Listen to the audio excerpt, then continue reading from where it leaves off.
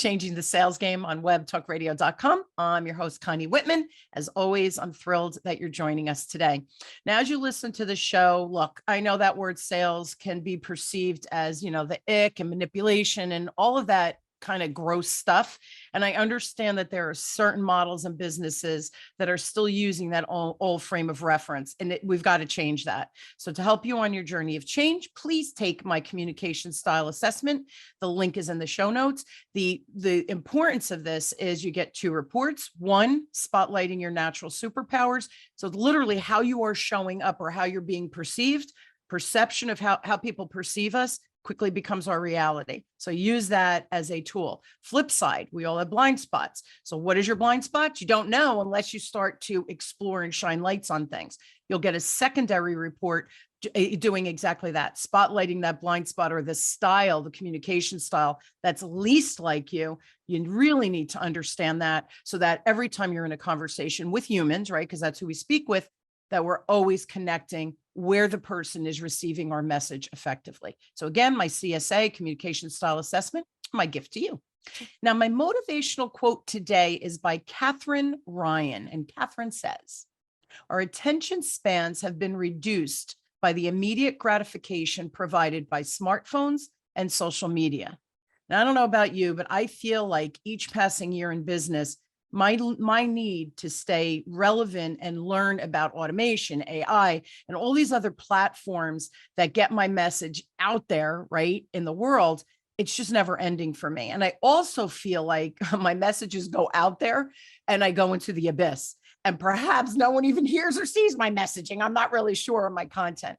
It's frustrating to put so much effort out for most of it, literally to be lost in the noise of social media that we all face. So today I'm really excited about my conversation with Park Howell. Now, Park and I actually did a show, and I'll put the link in the show notes. It was episode, I think, 118. Where we talked about his model of communicating the written word and story. Today, we're going to pivot a little bit and talk more about the noise in the marketplace and how story can still be used. Now, Park is known as the world's most industrious storyteller, having grown purpose-driven brands by as much as 600%. He is a 35-plus-year veteran of the advertising industry and now consults, teaches, coaches, and speaks internationally to help businesses, sales, and marketing leaders excel through the story they tell. He is the host of the popular weekly Business of Story podcast.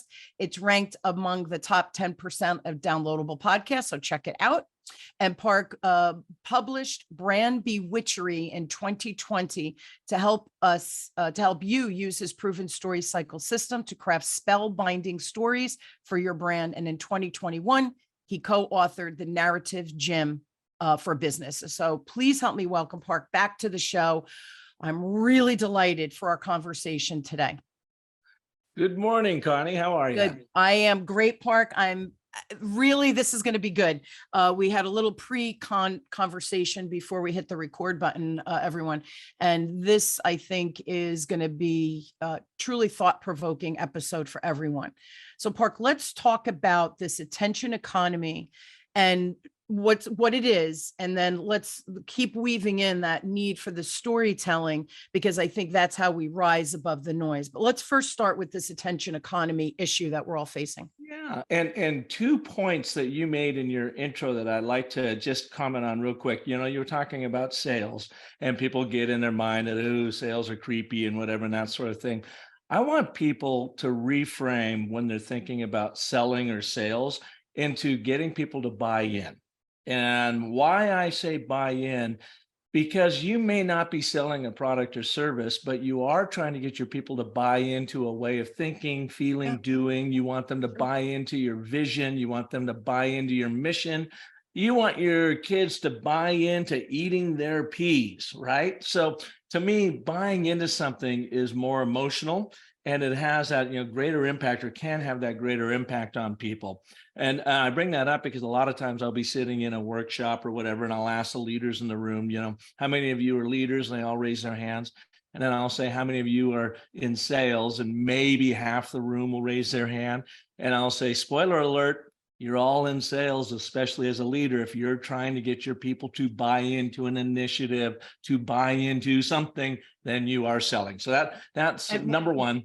And one then, more thought on that. Wait, Park, one more yeah, thought on that. Not only that, the leaders out there, if you have a vision or you see something happening in your organization, you have to go to the powers that be and sell your idea for them to say, hey, here's the budget to do XYZ for your employees or whatever it might be, or for the client. So you're always, I agree, we're always in yeah. sales. Okay, sorry, I You didn't mean need to to get interrupt you. them Go to ahead. buy in, right? And then That buy-in. Yeah. and it's so great to be back on your show. The episode you had mentioned earlier, was it 118? Is that what you I said? think it was 118. Yep. Yeah, and you had talked about the written word, and I would just like to clarify that we really talked in depth about the and but therefore the ABT narrative framework in that show, Yes. and it can really, Connie, as you know, be used for the written word, for sales presentations, for Yes. oral communications.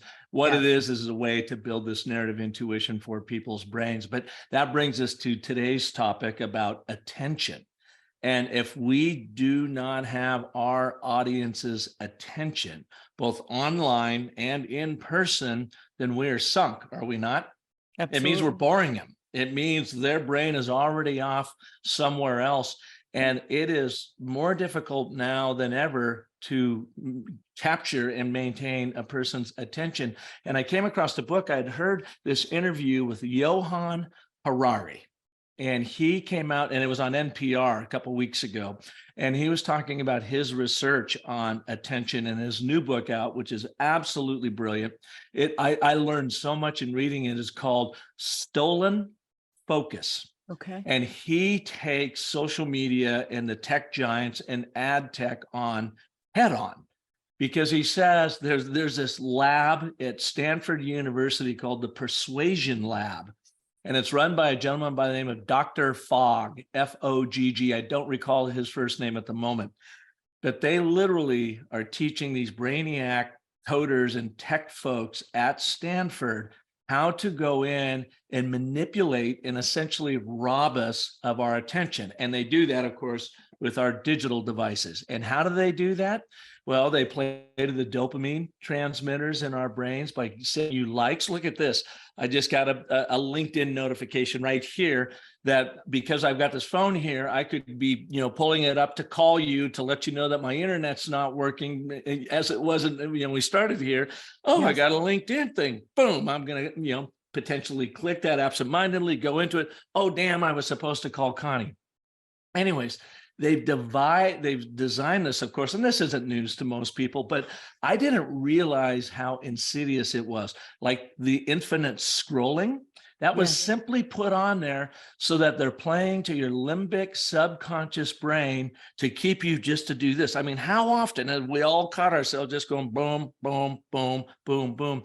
So these things aren't designed to help us in a lot of different ways. Number one, the way they're designed not to help us is they are stealing our focus. They're robbing us of our attention, of people around us. They're robbing us of living life. And he makes an argument in it. He says, if social media, and we're talking Google, Facebook, TikTok in particular, we'll talk about Yes. the craziness of TikTok in a moment. He said, imagine, Connie, if they had a portion of the app in there that says, hey, it's 4:00 and here are the 4 or 5 friends or colleagues in your neighborhood around you that are eager to get together today for a coffee, a drink, a sit down, a chat or whatever, and make that available to you. What would happen is they would lose our FaceTime on their apps, where they derive all of their revenue, because it's all advertising revenue that makes the internet free to us. And so they have to have us on there as long as they possibly can to jack up those prices so those Goliaths can make as much money as they possibly can, to the detriment of our lifestyle and our attention spans. And when I dove into this, it just absolutely blew me away. It's stuff I felt like I should have known, but I didn't. Because you're running your business, right? You're at a conference right now, and we're recording while Park is at a conference in Phoenix.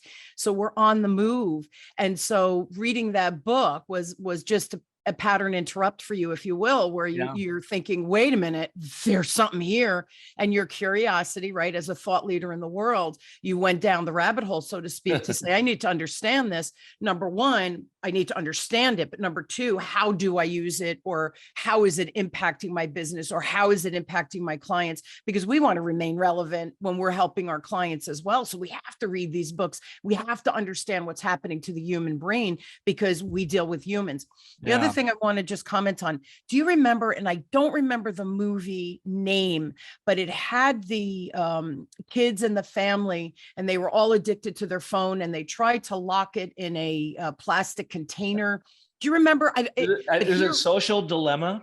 Social Dilemma, and they interviewed people from Facebook and through I want to say Instagram, and they don't let their kids on the phones, or they limit the apps, they check their apps and who they're connected with, because they say that it's so bad that they don't even let their kids use the social media and the iPhone. So if that's happening, right, because they understand this dopamine and this algorithm behind, have them stay on longer, have them scroll, right, so that and what's happening, these kids, they're addicted. We're addicted as adults, but our kids, they came out of the womb with the iPhone. So that addiction was almost from birth, and it's a little scary.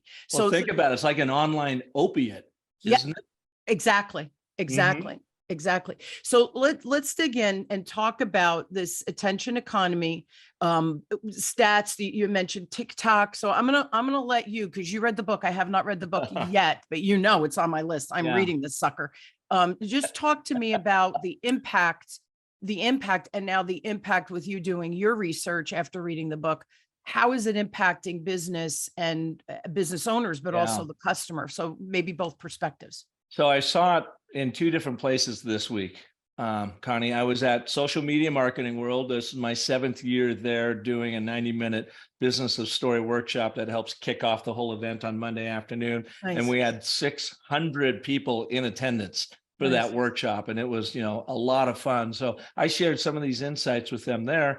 And because it's Social Media Marketing World, I asked them, of course, how many of you have your digital devices on you? And, everybody in the crowd raised their hand. Now, fast forward to yesterday, was Thursday in Phoenix, Arizona. I was doing another workshop for some business leaders in Phoenix, and there was about 65 in the room. It was a beautiful little venue in Scottsdale, Arizona. I asked them the same question. How many of you have a digital device on you right now? Everybody except one gentleman who was sitting right in front of me, just so happened, had a digital device on him, which isn't a big surprise, is it? And he goes, I don't have mine. I left it in the car so I could pay attention. We hadn't even started talking about attention at this point. And I said to this gentleman, I said, do you realize that according to the research from this book, you are going to absorb 20% more as to what I have to say, today and in the workshop that we're going to be doing than the rest of your colleagues here, simply because they have the device sitting next to them. And Connie, what has happened, the more research I do on this stuff, and they did some research at Stanford, they had, undergrads come in and take tests. Those, they would split them up. Half of them got to take the test with a device in the room, and then they had a room full of people that could not bring their devices in. The people that could not bring their devices in did 20% better time and time again than those that had their device, because this really super powerful limbic subconscious brain is constantly darting down. We don't even know it. Thinking, is there a notification? Is there something I got to be doing? Something that's going on? So it is a digital online opiate. And the big smart tech folks know that. And to your point, they don't let their own kids on it because they know how, on one hand, it can be powerful and it can be positive for us, but it can be extraordinarily destructive. Now, what I've seen when I am in consulting, and I'm sure maybe a lot of your viewers and listeners have too, is it's so hard to keep the attention of that person sitting in front of you, especially if you're boring. Especially if you're not using narrative that the same attention-seeking subconscious brain loves, it is going to start darting away from you. And it is more prevalent now, of course, than ever. You had mentioned at the top of the show, I've been in the advertising world 35 plus years. I cut my teeth on traditional advertising before there was any internet. I mean, Yeah. our first technology breakthrough was the fax machine. Yes. Dating I myself. remember that. Yeah. So you could keep people's attention a lot longer. You weren't fighting the big, gigantic Goliaths to try to keep this. So the impact in sales, is if you were in there and you were trying to get someone really to care about your product or service, especially in your B2B world, and you're boring. By the way, B2B does not stand for boring to bored. It's business to business. You have to use the story. It's the only way that our evolution allows us to hack through that digital opioid and get into that mind to make, to have it sit up, pay attention, care about what you're talking about, demonstrate what's in it for them, and get them to push aside Google and Facebook and TikTok for a little bit so they actually listen to you. It is the one algorithm that will play in your favor. And this, so here's the antidote, right? We're talking about the antidote, which is wonderful. The fear though, and everybody listening, really hear this, because if we could be functioning 20% higher, what does that mean to our bottom line, right? What does that mean to our client connectivity, so that maybe we get more referrals because we are present with our clients more, or they're able to be present with us. The other thing with these phones, you're saying subconsciously we're waiting for the ping, even though we don't realize it, right? Or the notification, the ding that a LinkedIn message came through. We have to learn to turn off our notifications, so that I'm not saying that, going on LinkedIn, or like you were running late because of the internet.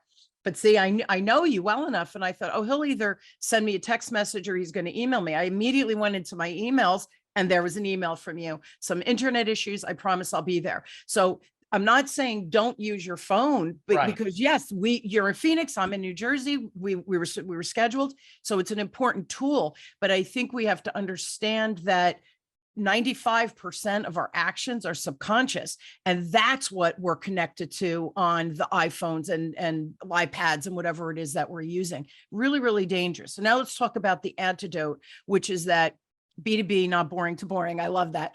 But that storytelling piece, let's bring that in. So how do we compensate, right, for what's going on with that, like Pavlov's theory, right? We're Pavlov's, we're the dog that we're salivating and waiting for that ping. What's the antidote then?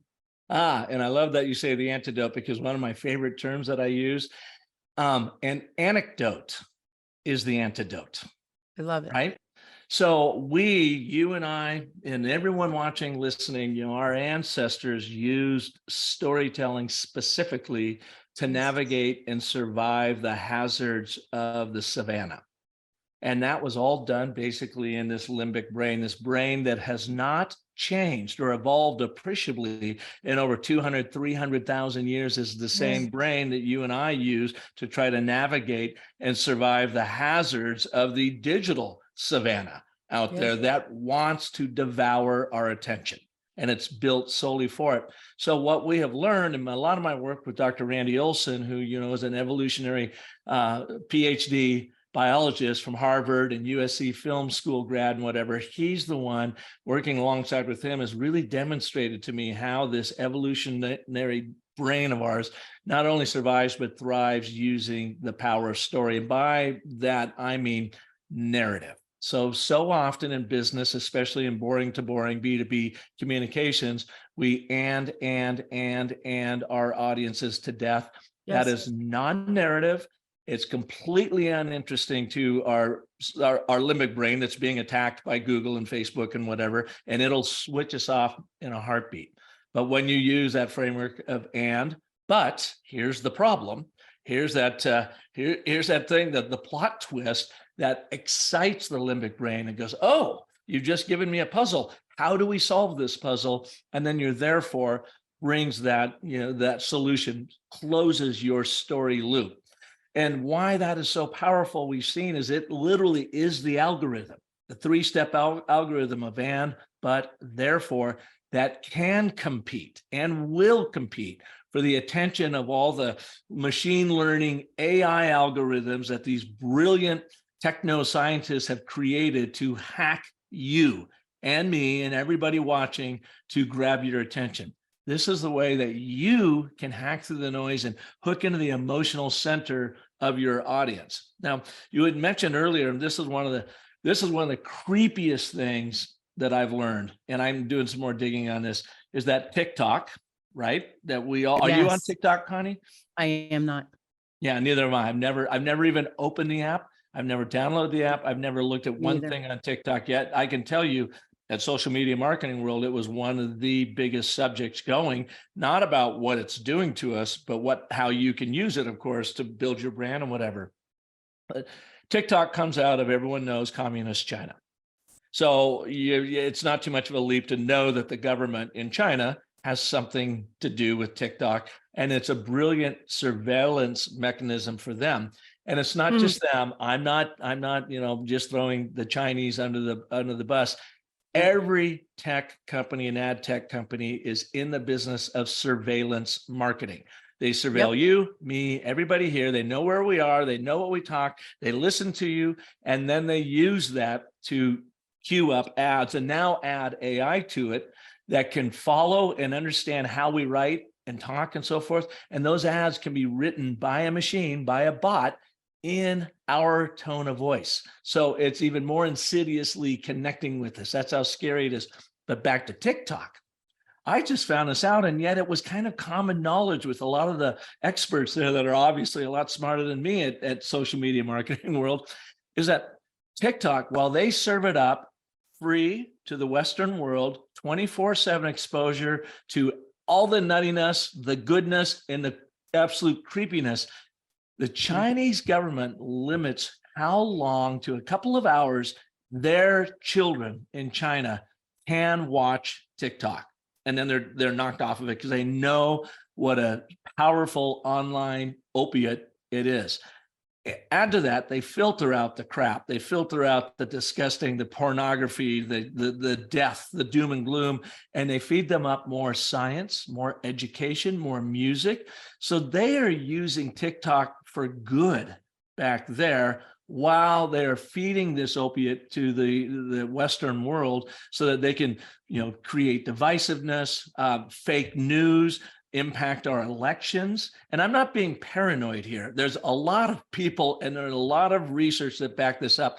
At Netflix, I think it was a Netflix documentary, Social Dilemma, will blow your mind. And the focus on that, the creator of that was Tristan Harris. He worked at Google. And he said, man, we're doing bad things here. We want to do good. And he created this deck that went viral inside of Google. And there were a lot of coders inside of Google and tech engineers saying, you're right, Tristan, this is what we want to do. We didn't mean to build this thing that supposedly does no evil. And so then they hired him. Google then promoted him into a brand new ethics role. And he said, we need you to keep an eye on the ethics of our tech. And so he raised his hand for 2 years and said, we need to switch this, change that, whatever. He could never get any traction because everything he did went against their business model of, we need people glued to this tech for as long as possible, because that's how we can increase our advertising rates. So to me, it is utterly insidious. The internet could be used for a lot of good, and it is used for a lot of good, but it's used for way more evil than we can even possibly suspect. And we don't even realize it's happening. That's the scary piece of the puzzle. Right. And as business owners, I said it before, all of this AI and the chat GBT and it's like, wait, what is that? And now Kajabi, I have Kajabi, my courses and stuff. I do everything, my membership, it's all through Kajabi because it's a nice platform. It's easy to create stuff. Yeah. They now have AI. So I was on with my virtual assistant today and I go, what is this? Let's look at this. She showed me and I go, well, let's try it. You put in keywords and like I use the word friendly, I think. So the tone of the email or the message that they created for an email was very friendly in kind of the undertone of it. And I read it and I'm like, that's pretty freaking good. Yeah. It scared the bejeebies out of me. I have to be honest, because this is the first time I'm logging into this. How did it capture my voice so quickly? This AI is the reiteration of it is so fast and so good that we truly are. I feel like, I don't know if you've watching The Last of Us. It was from a video game and it's on HBO Max, but A lot of people have recommended that to us. I guess I'm going to have to watch it. I have not. Can I tell you, my kids love it. My husband and I, it's really well done. HBO did a really nice job with the characters and the acting. It's really, really good storyline. But the premise is that the fungi takes over the human race, right? And people who ate these pancakes or whatever, right, get this fungi, literally kills their brain. The fungi just kind of eats the brain, and now they become these savages, right, and start infecting the human race. So what you're saying is, right, this is a fungi. It gets in your brain. There's science behind it, but there's science behind this, and it's like we're allowing that fungi in this case to start to eat our brain waves away because we're submitting to those dopamine hits of, let me spend another minute. Oh, that looks like an interesting video. Oh, let me go here. And it's funny because I do not go on my phone. I do not scroll through Facebook. I'm hardly ever on Facebook, and my peers are. So when I finally get a message a month later, I'm like, you got to email me or go on LinkedIn. I am not on Facebook because you could go down that rabbit hole so easily because things pop up because of their algorithm in the back to keep me on longer. So I fight it because I think I don't have time for this. Thank goodness I don't have time for it. So I go and I choose more productive things, but that doesn't always work either, because sometimes we do go down the rabbit hole and we start getting sucked into the different social media or articles on LinkedIn or what have you. So let's talk about because your model is the ABT, which is the and, the but, and the therefore. So now let's talk about that anecdote using that ABT model. And once again, I did look, Park, it was episode 116. 116. I think 116. Everybody, we really dug in. Park did a fabulous job of showing examples of the pre-messaging on a website, for instance, and then using the ABT model and how it's so much more concise, and you get more hits and you get more responses when you use the ABT model. So this is the anecdote that is the antidote called ABT. Please share it, because I think in the context of this conversation, at least we're giving them a potential solution that they could start to investigate and then play with. Yeah, let me use an ABT real quick to set that up. So the internet is a marvelous invention by the human race, and if it was used properly, it could have tremendous impact on the happiness of societies across the country. But individuals are less happy than ever, primarily because of this internet that absolutely consumes our attention and in some cases destroys lives. Therefore, we have to, as a society, take a hard look at what we are doing to ourselves and what we are allowing these large companies like Facebook and TikTok and Google to do to us. So there's an example of a setup, an aspirational future, the statement of agreement, the problem, but it's destroying lives because it sucks our attention and builds this divisiveness. And then the therefore, here's what we need to do about it. And in that, therefore, let me just real quick, before we dive a little bit deeper into the ABT, let me give your viewers some resources that I'm reading through anyways, just so they don't think I'm some sort of aluminum foil hat, wacko conspiracy theorist, because I'm not. I just did drive down this. Number one, I would have you all follow Bob Hoffman, called the Ad Contrarian, out of San Francisco. He has done tremendous research. In fact, he just got back from speaking to the European Parliament about the hideous nature of tracking and ad tech. He wrote a book that came out last year. And after you read this book, if you are buying any sort of digital advertising, it will make you think 5 times about why you're doing it. It's called Ad Scam by Bob Hoffman. It's a short book. It details all the research that he found that said basically $1 to $3 out of every $100 spent online for advertising is actually getting to the proper audience. Everything else is being skimmed off. It's anywhere from estimated to be an $80 billion to $160 billion annual fraud. The largest business fraud ever perpetrated on the planet is digital advertising because of all the middleman and there's zero way of catching these people. So you're going to think twice about that. Start with that because he jumps into ad tech and tracking and surveillance marketing and how we're all being surveilled. Then absolutely look at that stolen focus. It will wake you up to the focus of yourself and those you're trying to connect with.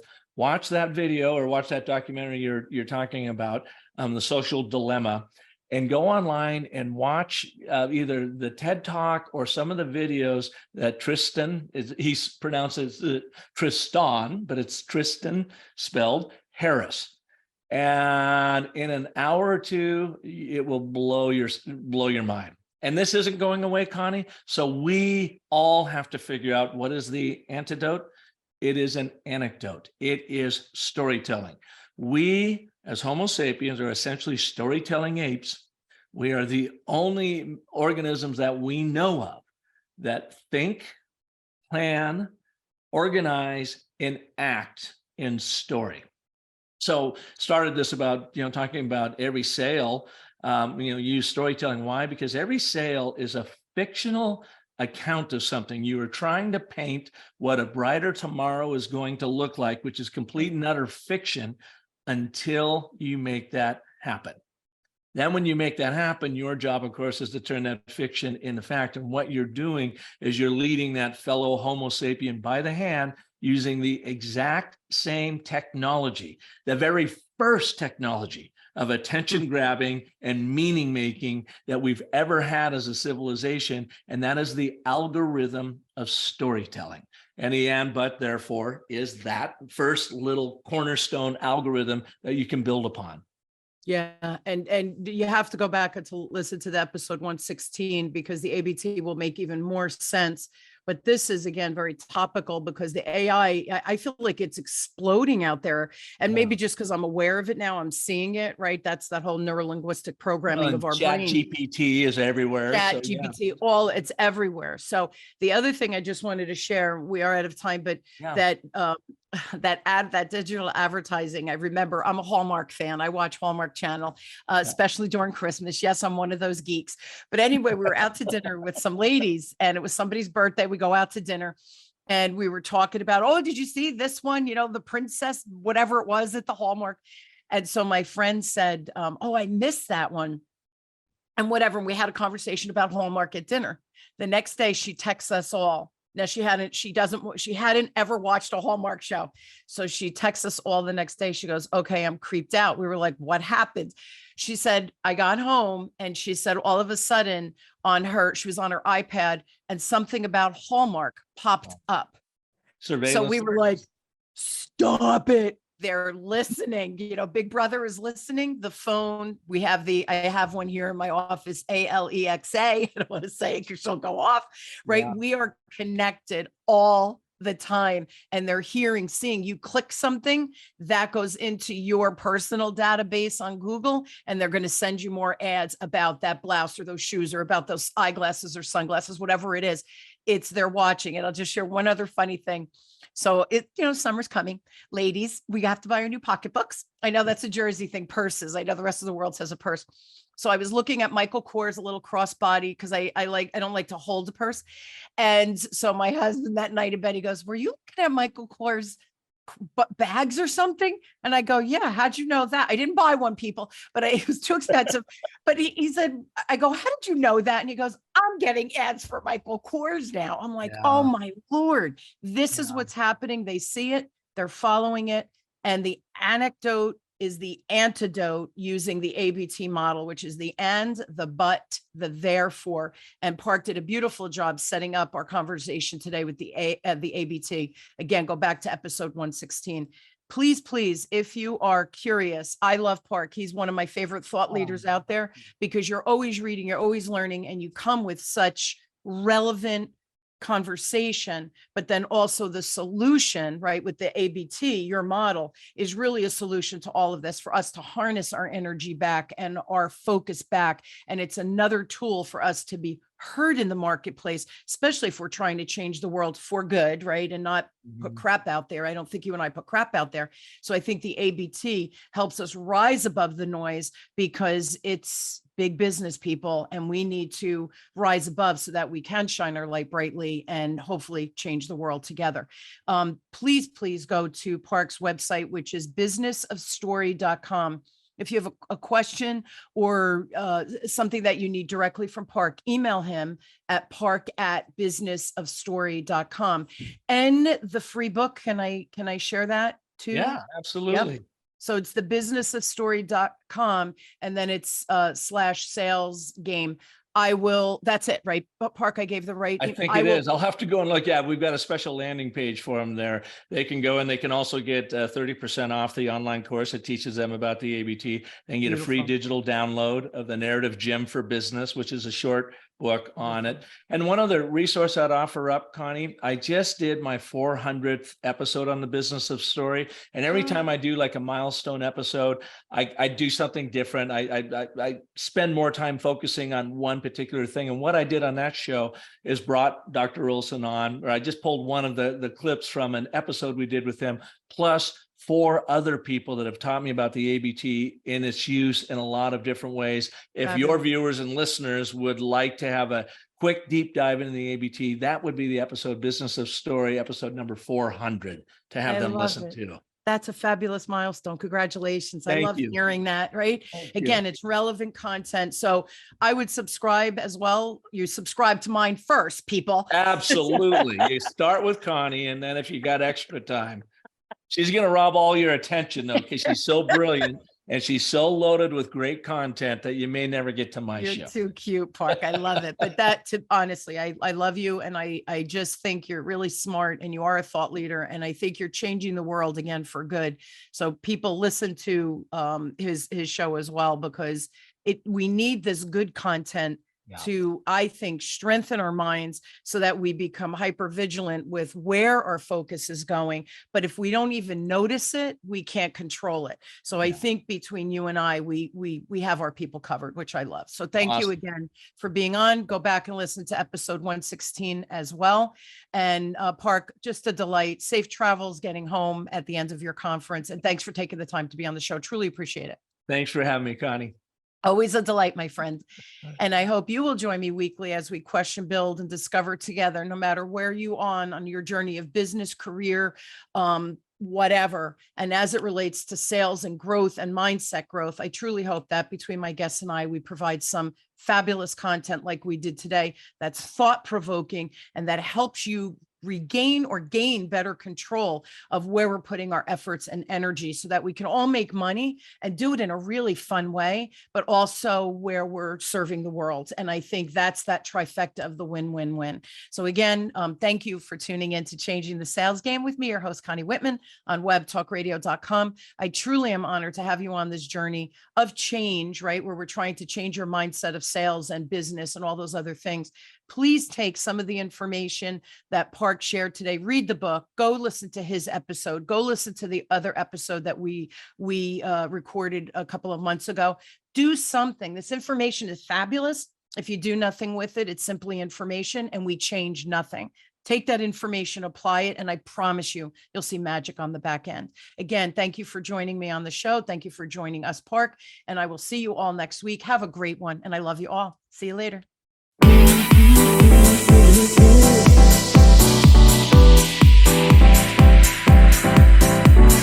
Telling me to dance, taking a chance.